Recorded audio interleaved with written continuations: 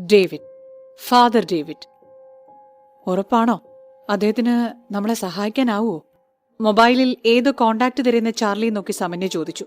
Charlie അത് കേൾക്കാതെ phone dial ചെയ്ത് പുറത്തേക്കിറങ്ങി. മിനിറ്റുകൾ കഴിഞ്ഞപ്പോൾ ചാർലി വീണ്ടും സമന്യയുടെ അടുത്തേക്ക് വന്നു. ഞാൻ അമ്മാവനെ വിളിച്ചു പറഞ്ഞിട്ടുണ്ട്. അമ്മാവൻ നാളെ ഫാദറിനെയും കൊണ്ട് ഇവിടെ എത്തും. സമന്യയോടായി ചാർലി പറഞ്ഞു. ചാർലി, ഉറപ്പായി ഈ വരുന്ന ഫാദറിന് നമ്മളെ സഹായിക്കാനാവോ? സമന്യ വീണ്ടും അതേ ചോദ്യം ആവർത്തിച്ചു.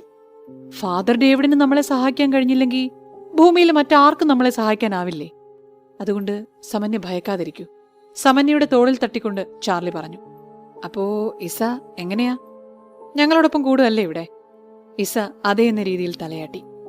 ഫാദർ ഡേവിഡിനെയും കൂട്ടി പോൾ കാട് തുടങ്ങുന്ന ചെക്ക് പോസ്റ്റിന്റെ മുന്നിലെത്തുമ്പോൾ സമയം 11:30 കഴിഞ്ഞിരുന്നു. ചെക്ക് പോസ്റ്റിന്റെ മുൻപിൽ കാർ നിർത്തി അതിന്റെ ഇടതുവശത്തായി ഉറങ്ങിക്കൊണ്ടിരുന്ന പാറാവുകാരനെ പോൾ തട്ടിയുണർത്തി. ഞങ്ങൾ അല്പം ദൂരേന്ന് വരിക. പോണക്കാടുള്ള ഒരു സുഹൃത്തിനെ കാണാൻ വേണ്ടിയായിരുന്നു. ഗേറ്റൊന്ന് തുറക്കാമോ? ഉറക്കത്തിൽ നിന്ന് എണീറ്റ പാറാവുകാരനോട് പോൾ ചോദിച്ചു. സാധ്യമല്ല, ഈ സമയത്ത് ആരെയും ആ കാടിനകത്തേക്ക് കയറ്റിവിടാൻ കഴിയില്ല. മാത്രമല്ല, പോണക്കാട് നിവാസികളല്ലാതെ മറ്റാരെയും ഇതിനകത്തേക്ക് കടത്തിവിടാറുമില്ല. അയാൾ കോട്ടുവായ ഇട്ടുകൊണ്ട് പറഞ്ഞു. അയ്യോ, അങ്ങനെ പറയരുത്. വളരെ അത്യാവശ്യമായതുകൊണ്ടായി പറയുന്നേ. ഞങ്ങളെ അതിനകത്തേക്ക് കടത്തി വിടണം. ഡോ, തന്നോടല്ലേ നടക്കില്ല എന്ന് പറഞ്ഞേ. ഒന്ന് പോയേ, എനിക്ക് ഉറങ്ങണം. അയാൾ ഉച്ചത്തിൽ പറഞ്ഞുകൊണ്ട് വീണ്ടും ഉറങ്ങാൻ കിടന്നു. പോൾ അപ്പോഴേക്കും പേഴ്സ് തുറന്ന് 2000-ന്റെ ഒരു നോട്ട് അയാളുടെ കയ്യിൽ പിടിപ്പിച്ചു. ഇത് വാങ്ങിച്ച് ഞങ്ങളെ അകത്തേക്ക് കടത്തി വിടണം. നോട്ട് അയാളുടെ കയ്യിൽ കൊടുക്കുന്നതിനിടയിൽ പോൾ പറഞ്ഞു. എടോ, തന്നോട് കാര്യം പറഞ്ഞാൽ മനസ്സിലാവത്തില്ലേ? തന്നെ ഇതിനകത്തേക്ക് കടത്തി വിടുന്ന പ്രശ്നമില്ല. നോട്ട് പോളിന്റെ മുഖത്തേക്ക് വലിച്ചെറിഞ്ഞുകൊണ്ട് പാറാവുകാരൻ പറഞ്ഞു. പാറാവുകാരാ, കുറച്ചു മര്യാദയോടൊക്കെ സംസാരിക്കേ. പെട്ടെന്ന് പോളിന്റെ കാറിൽ നിന്നൊരു ശബ്ദം അവർക്കിടയിലേക്ക് എത്തിപ്പെട്ടു. കാറിൽ നിന്നുള്ള ശബ്ദം കേട്ടപ്പോൾ പാറാവുകാരൻ അങ്ങോട്ട് നോക്കി. കാറിന്റെ ഡോർ തുറന്ന ശേഷം കറുത്ത വസ്ത്രമണിഞ്ഞൊരാൾ പോളിനും പാറാവുകാരനും അടുത്തേക്ക് നടന്നു വന്നു. ഫാദർ, പോൾ അവർക്കിടയിലേക്ക് വന്നയാളെ നോക്കി പറഞ്ഞു. പറഞ്ഞല്ലോ, കുറച്ച് അത്യാവശ്യമായിട്ട് ഞങ്ങൾ വളരെ ദൂരെ നിന്ന് വന്നിരിക്കുക. അതുകൊണ്ട് അനിയൻ ദയവ് ചെയ്ത് ഞങ്ങളെ ഈ കാടിനകത്തേക്ക് കടത്തി വിടണം. ഫാദർ ഡേവിഡ് ഒരപേക്ഷ പോലെ പാറാവുകാരനോട് പറഞ്ഞു. ഓ, താനാരാ എന്നെ മര്യാദ പഠിപ്പിക്കാൻ? എന്തൊക്കെ സംഭവിച്ചാലും നിങ്ങളെ ഇതിനകത്തേക്ക് കടത്തിവിടുന്ന പ്രശ്നമില്ല. പാറാവുകാരൻ ദേഷ്യത്തോടെ ഫാദറിനെ നോക്കി പറഞ്ഞു. അനിയ, വെറുതെ വാശി പിടിക്കാതെ. അനിയൻ തന്നെ ഞങ്ങളെ ഇതിനകത്തേക്ക് കടത്തിവിടും. ഫാദർ ചിരിച്ചുകൊണ്ട് പറഞ്ഞു. ഡോ, ഭീഷണിയാണോ? ആഹാ, എന്നാ കാണാമല്ലോ.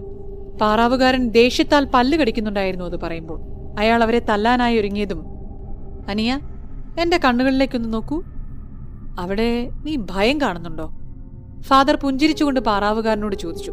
പാറാവുകാരൻ ആ നിമിഷം ഫാദറിന്റെ കണ്ണുകളിൽ നോക്കിയതും പ്രതിമയെപ്പോലെ അങ്ങനെ തന്നെ നിന്നു. പോൾ ആശ്ചര്യത്തോടെ ഫാദറിനെയും പാറാവുകാരനെയും മാറി മാറി നോക്കി. തങ്ങളെ തല്ലാനായി വന്ന പാറാവുകാരൻ എങ്ങനെയാണിപ്പോ പ്രതിമ പോലെ ആയതെന്ന് പോളിന് മനസ്സിലായില്ല. അനിയ, വയസ്സിന് മൂത്തവരെ ബഹുമാനിക്കണമെന്നറിയത്തില്ലേ? ഫാദർ പാറാവുകാരനോട് ചോദിച്ചു. ഫാദറിന്റെ കണ്ണുകളിലേക്ക് നോക്കി പാറാവുകാരൻ യാന്ത്രികമായി തലയാട്ടുക മാത്രമേ ചെയ്തുള്ളൂ. ഇനി ഇതുപോലെ അനിയൻ ആവർത്തിക്കോ? ഫാദർ വീണ്ടും പാറാവുകാരനോട് ചോദിച്ചു. അയാൾ ഇല്ലെന്ന രീതിയിൽ തലയാട്ടി. ശരി, പോയി ഏറ്റുറക്ക്, ഫാദർ അയാളോടായി പറഞ്ഞു. അയാൾ മറ്റൊന്നും ആലോചിക്കാതെ ചെക്ക് പോസ്റ്റിന്റെ ഗേറ്റ് അവർക്കായി തുറക്കാൻ തുടങ്ങി. ഹാ, ഇനി അവൻ നമ്മളെ കയറ്റിവിടും. പോൾ വണ്ടിയെടുക്ക്. എന്താണ് അവിടെ നടന്നതെന്ന് മനസ്സിലാകാതെ നിന്ന പോളിനോട് ഫാദർ പറഞ്ഞു. പോൾ കാർ സ്റ്റാർട്ട് ചെയ്യുമ്പോഴേക്കും പാറാവുകാരൻ ഗേറ്റ് അവർക്കായി തുറന്നു കൊടുത്തിരുന്നു. തുറന്ന ഗേറ്റിലൂടെ കാർ അകത്തേക്ക് കടന്നതും ഫാദർ അയാളുടെ അടുത്തേക്ക് നടന്നു വന്നു. എന്നിട്ട് അയാളുടെ കണ്ണുകളിലേക്ക് തറപ്പിച്ചു നോക്കിയതും അയാൾ അവിടെ കുഴഞ്ഞു വീണു. ഉത് ബെന്നിതിഗാത്തിബിലി ഫിലിദേ. കുഴഞ്ഞു വീണ അയാളെ നോക്കി ഫാദർ ലാറ്റിൻ ഭാഷയിൽ എന്തോ പറഞ്ഞുകൊണ്ട് കാറിന്റെ അടുത്തേക്ക് നടന്നു. ഫാദർ ഡോറ് തുറന്ന് അതിനകത്തേക്ക് കയറിയപ്പോൾ തന്നെ പോൾ കാർ മുന്നോട്ടെടുത്തു. എന്താണ് അയാളെ ഫാദർ ചെയ്തേ? അവിടെ നടന്നതെന്തെന്നറിയാനുള്ള ആകാംക്ഷയോടെ കാർ കാടിനകത്തേക്ക് കടന്നതും പോൾ ഫാദറിനോട് ചോദിച്ചു. ചെറിയൊരു ഹിപ്നോട്ടിസം ചെയ്യേണ്ടി വന്നു. കാറിന്റെ വിൻഡോയിലൂടെ പുറത്തേക്ക് നോക്കിക്കൊണ്ട് ഫാദർ മറുപടി കൊടുത്തു. അതെങ്ങനെ ഇത്ര വേഗമൊക്കെ ഒരാളെ ഹിപ്നോട്ടിസം ചെയ്യാൻ കഴിയുന്നേ?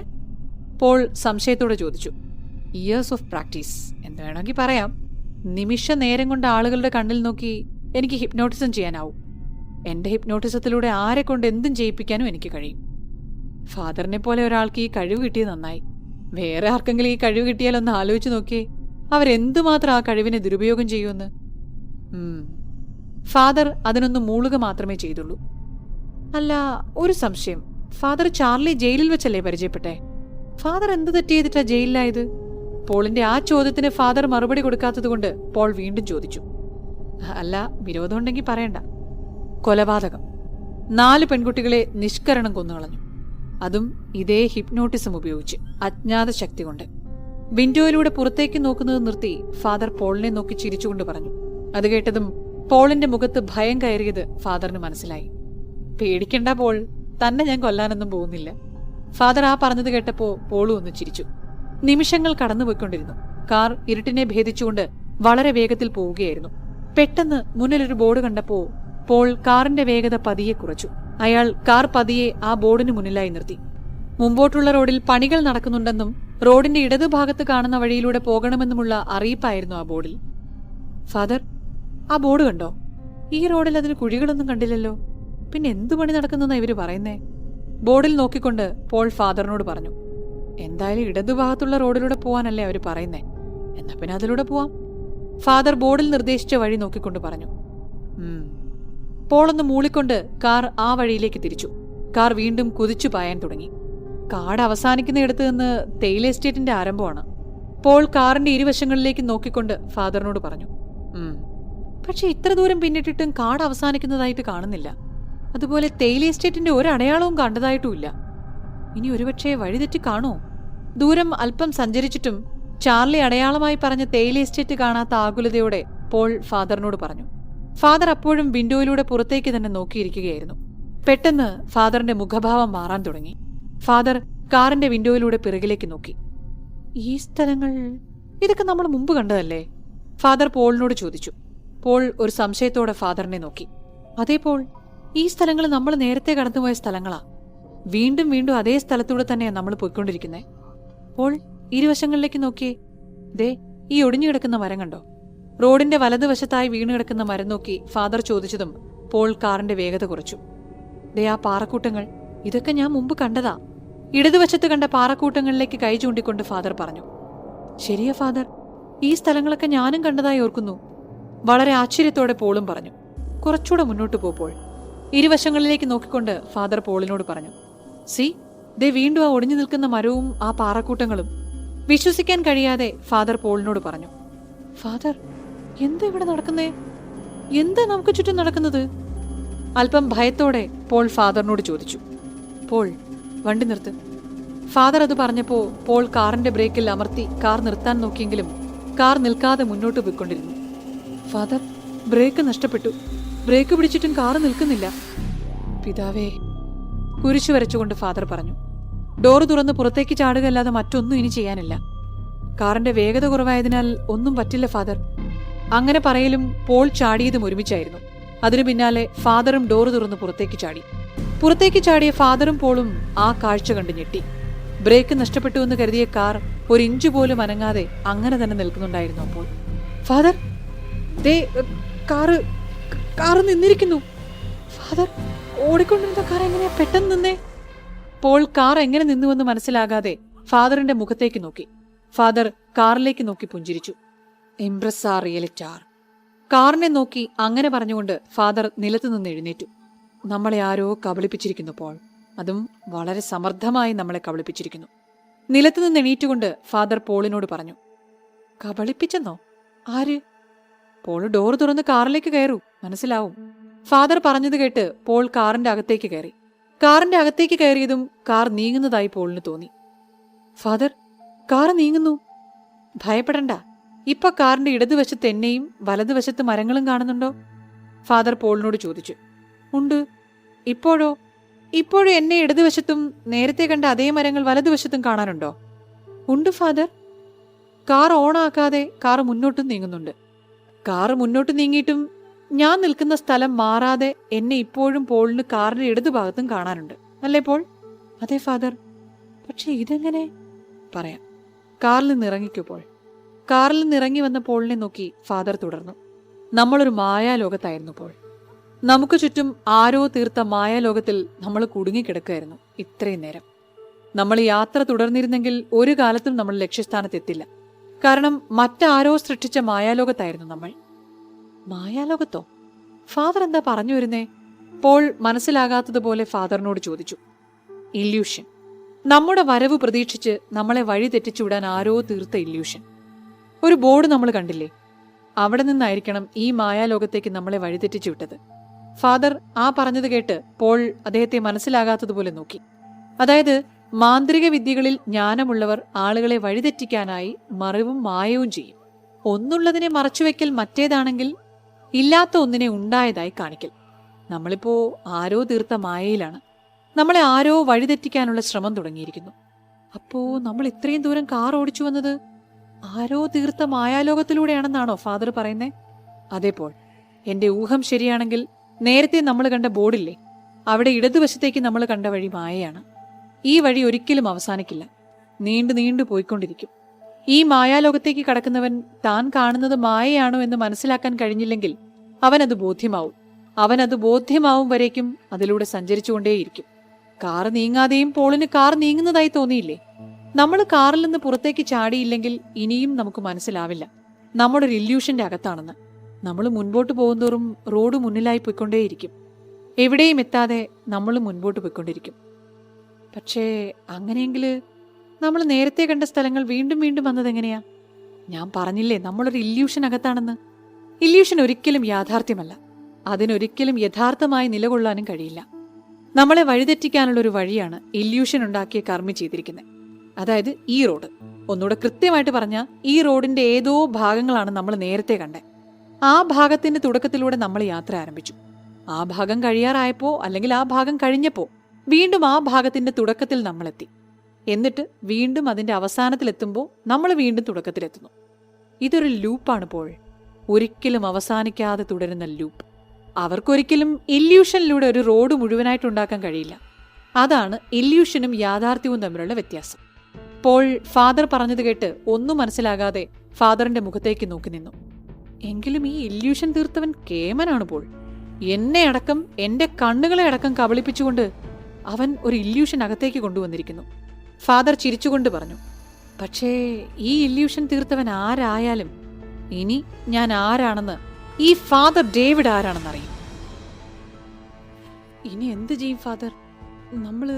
നമ്മൾ എങ്ങനെ ചാർലിയുടെ അടുത്തെത്തും? കാർ പിന്നോട്ട് തിരിക്കാം. ഇല്യൂഷന്റെ പ്രഭാവം അവസാനിക്കുമ്പോൾ യഥാർത്ഥ വഴി മുന്നിൽ തെളിയും. അതുകൊണ്ട് കാർ പിന്നോട്ട് തിരിച്ച് വന്ന വഴി തന്നെ മടങ്ങാം. കാറിൽ ആവശ്യത്തിനുള്ള ഇന്ധനം ഉണ്ടല്ലോ അല്ലേ? ഫാദർ പോളിനോട് ചോദിച്ചു. അതൊക്കെയുണ്ട് ഫാദർ. എന്നാ ഭയക്കണ്ട, സർവശക്തനായ പിതാവ് എന്തെങ്കിലും വഴി നമുക്ക് കാണിച്ചു തരാതിരിക്കില്ല. Paul car തിരിക്കെ.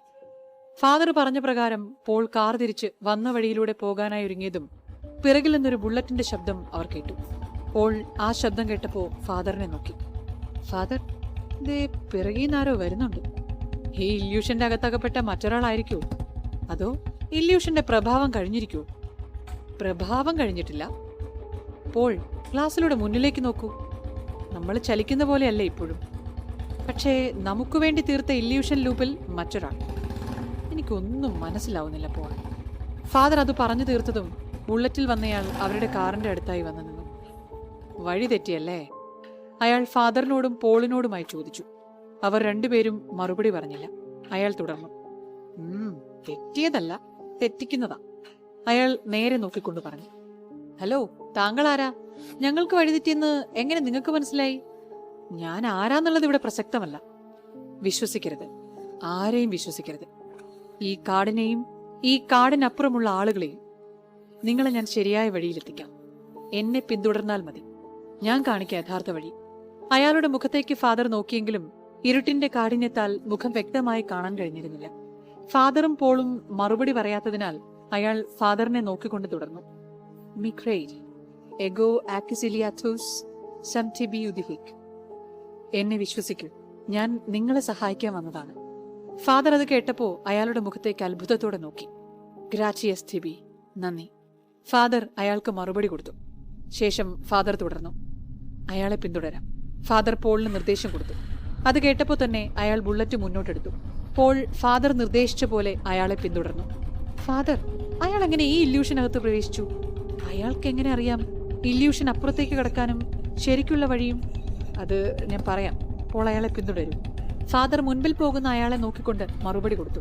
നിമിഷങ്ങൾ കടന്നുപോയി. ഒരിടത്തെത്തിയപ്പോൾ അവരുടെ മുന്നിൽ പോയിരുന്ന അയാൾ ബുള്ളറ്റ് നിർത്തി പിന്നിലേക്ക് നോക്കി. പോൾ അയാളുടെ വശം ചേർന്നുകൊണ്ട് കാർ കൊണ്ടുവന്ന് നിർത്തി. ഈ വഴി നേരെ പോയാൽ മതി. ശ്രദ്ധിക്കുക, മുന്നിൽ എന്ത് കണ്ടാലും വണ്ടി നിർത്തരുത്.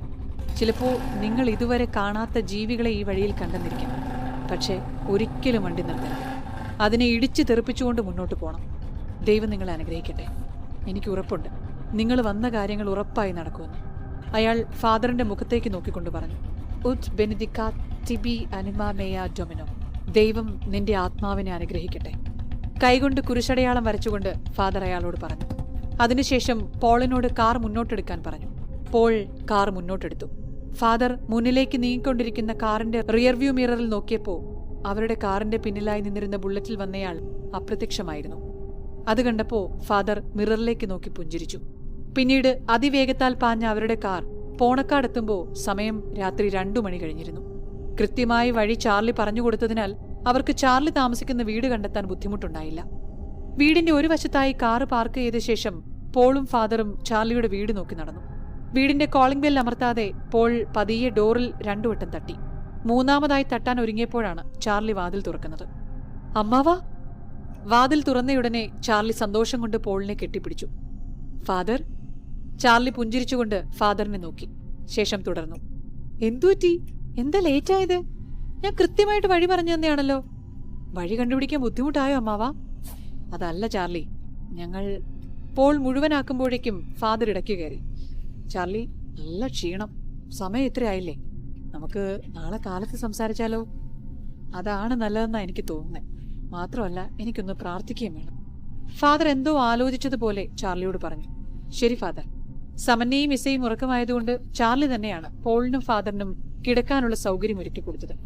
പിറ്റേന്ന് കാലത്ത് ഫാദറിനെ എന്തിനാണ് ഇങ്ങോട്ട് വിളിപ്പിച്ചതെന്ന് കുറച്ചൊക്കെ അമ്മാവൻ പറഞ്ഞു കാണുമല്ലോ. സമന്യ ഉണ്ടാക്കിക്കൊടുത്ത ചൂടു ചായ ഊതി കുടിക്കുന്ന ഫാദറിനെ നോക്കിക്കൊണ്ട് ചാർലി പറഞ്ഞു. നാട്ടിൽ നിൽക്കാൻ കഴിയാത്ത ചില സാഹചര്യങ്ങൾ കൊണ്ടാണ് ഞങ്ങൾ ഇവിടേക്ക് വന്നത്. പക്ഷേ ഞങ്ങൾ ഇവിടെ കാത്തിരുന്നത് ആരെയും ഞെട്ടിക്കുന്ന അതിവിചിത്രമായ അനുഭവങ്ങളാണ്. ഒന്ന് നിർത്തിയ ശേഷം ചാർലി തുടർന്നു. ഇവിടേക്ക് വരുന്ന വഴിക്കാണ് ആദ്യ അനുഭവം ഞങ്ങൾ നേരിട്ട്. നമ്മൾ ആരും കാണാത്ത തരത്തിലുള്ള ജീവി. ഇന്തോനേഷ്യയിലൊക്കെ കാണുന്ന കൊമോഡോ ഡ്രാഗണെ പോലെയുള്ള ഭീമൻ പല്ലുകൾ എന്ന് വേണമെങ്കിൽ പറയാം. മുതലയുടെ രൂപം, ചോര കണ്ണുകൾ, സദാ പുറത്തേക്ക് നീണ്ടു നിൽക്കുന്ന നാക്ക്. ഓ, വല്ലാത്തൊരു രൂപം തന്നെ അതിന്റെ. ആദ്യം കരുതിയത് ആ ജീവികൾ കൺമുന്നിൽ കാണുന്ന എല്ലാവരെയും ആക്രമിക്കുമെന്നാണ്. പക്ഷേ അതങ്ങനെയല്ലെന്ന് പിന്നീട് മനസ്സിലായി. പിന്നെ?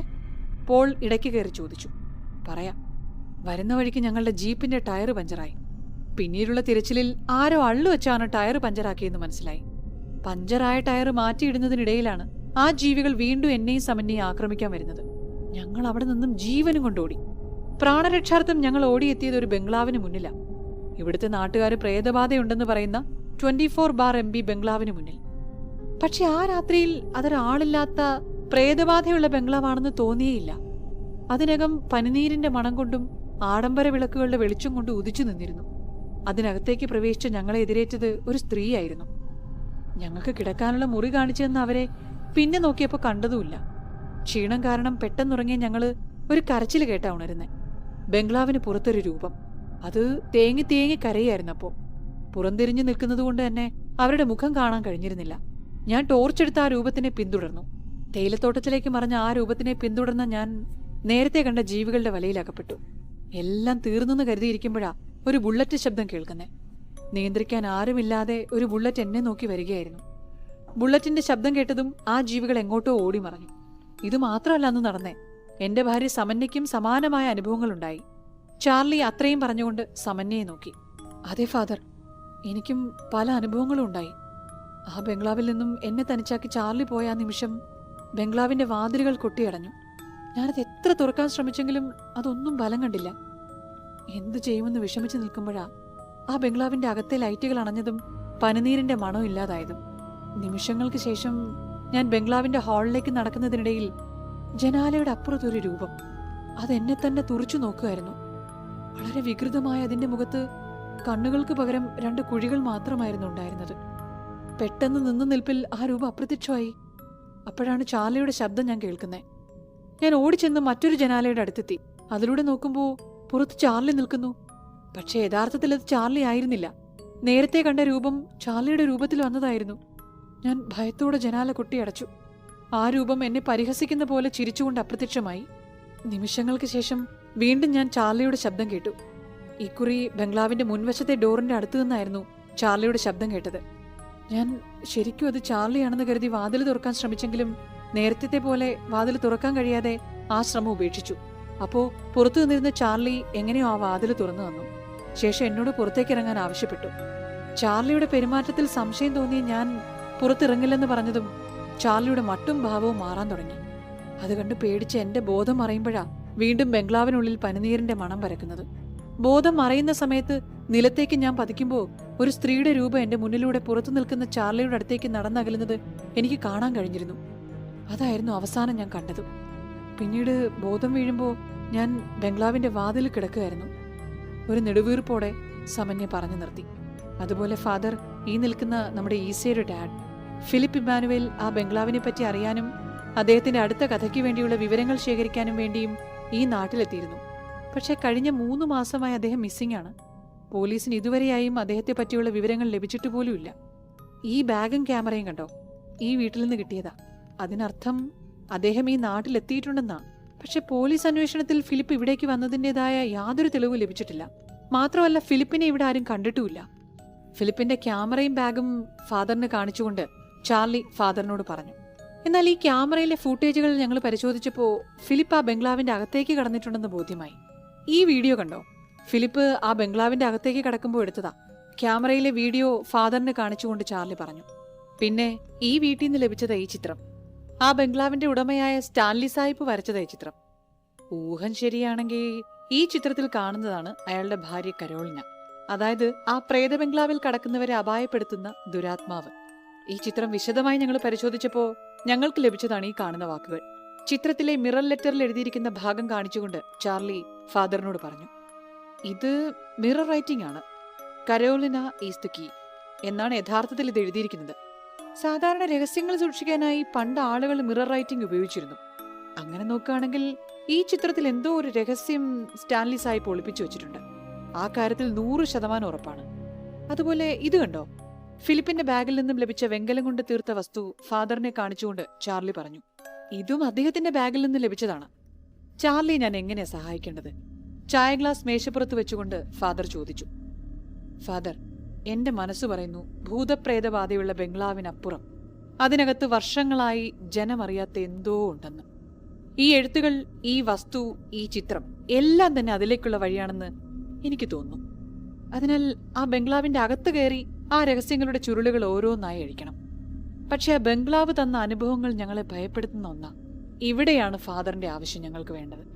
ജനം പറയുന്ന പോലെ ഏതെങ്കിലും തരത്തിലുള്ള സൂപ്പർ നാച്ചുറൽ ശക്തി ആ ബംഗ്ലാവിന്റെ അകത്തുണ്ടെങ്കിൽ അതിനെ പ്രതിരോധിക്കാൻ ഞങ്ങൾക്ക് അങ്ങയുടെ സഹായം വേണം. ഫാദർ അത് കേട്ടപ്പോ ചാർലിയെ നോക്കി ചിരിച്ചു. തീർച്ചയായും ഞാൻ ചാർലിയെ സഹായിക്കാം. പക്ഷേ ഒന്ന് ഓർമ്മപ്പെടുത്തട്ടെ, മരിച്ചവരെക്കാളും പേടിക്കേണ്ടത് ജീവനുള്ള മനുഷ്യരെയാണ്. തുടരും.